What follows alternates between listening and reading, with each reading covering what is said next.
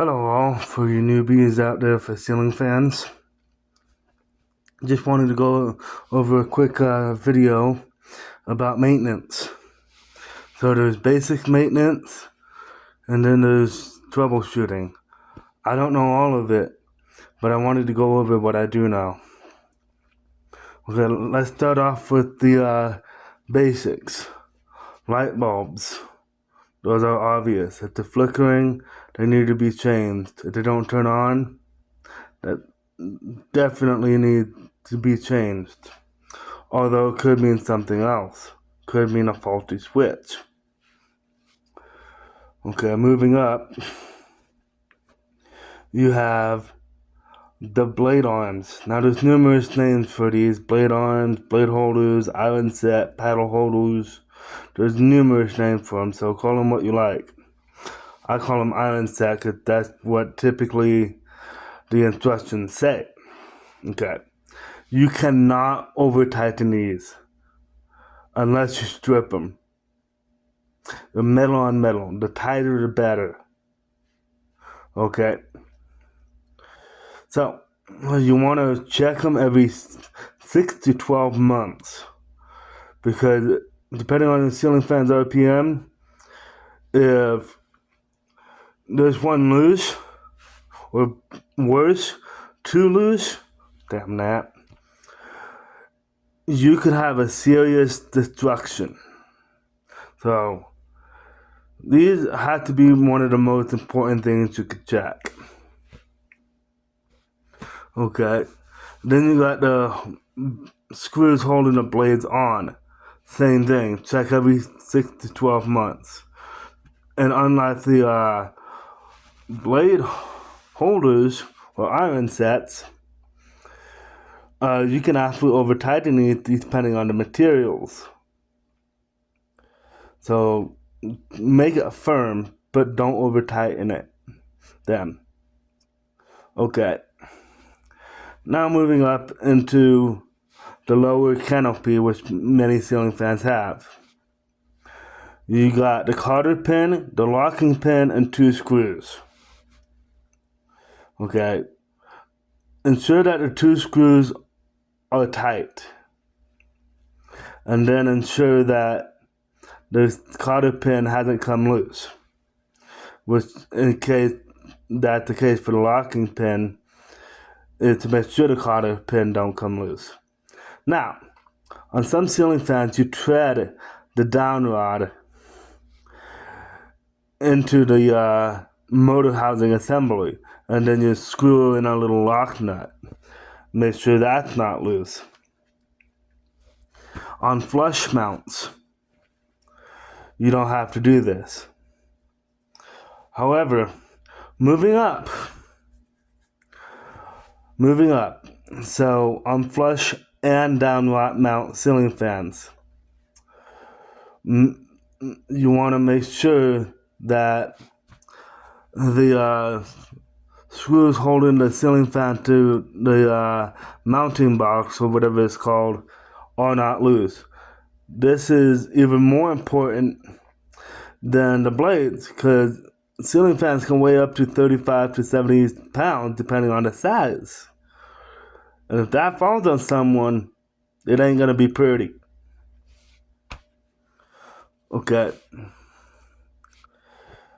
So, troubleshooting. If you hear a knocking sound, the very first thing you should check on both flush mounts and down rod mounts is the screws holding the fan to the mounting bracket. You know, where the mounting, how do I say this?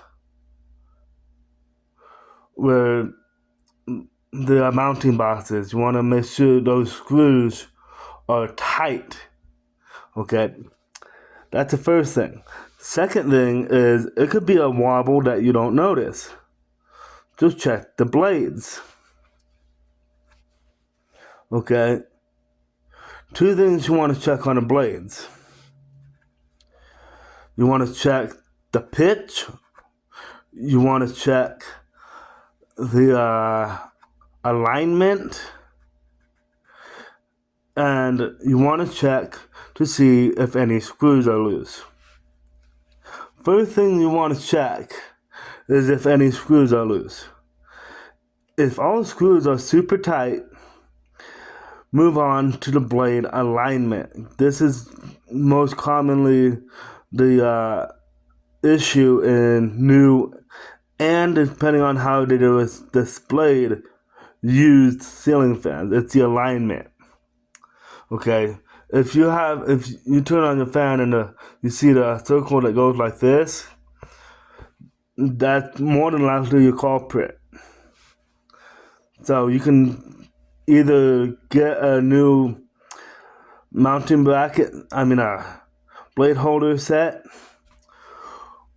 or you can try to bend it back in shape with a vise. Okay. The second thing you want to look out for is the pitch. Uneven pitch will throw the fan off. So how do you do this? You measure both of them with a ruler or a meter stick, depending on how far your blades are from the ceiling. If they're really far, you have to use a measuring tape. But with alignment, you only need to measure either the trailing edge or the leading edge of the blade. With the pitch, you want to measure both the trailing and leading edge of the blade to make sure that you got the same pitch. Now, there's also something you need to worry about with this weight. The weight could be throwing the blade off. So there's kits with instructions on how to do that. It's pretty straightforward. So I don't want to waste time into how to do that because it's pretty straightforward, and there's other YouTube videos out there. There's like hundreds of YouTube videos out there on how to do that. Okay. So if you have a slow fan, it could be the capacitor. I don't know how to change the capacitor on ceiling fans, but there should be other videos out there. If there's anything I missed, please let me know. I'm on Facebook. I'm on a ceiling fan group, and my Facebook profile is Sky Taunt with a Dayton blade.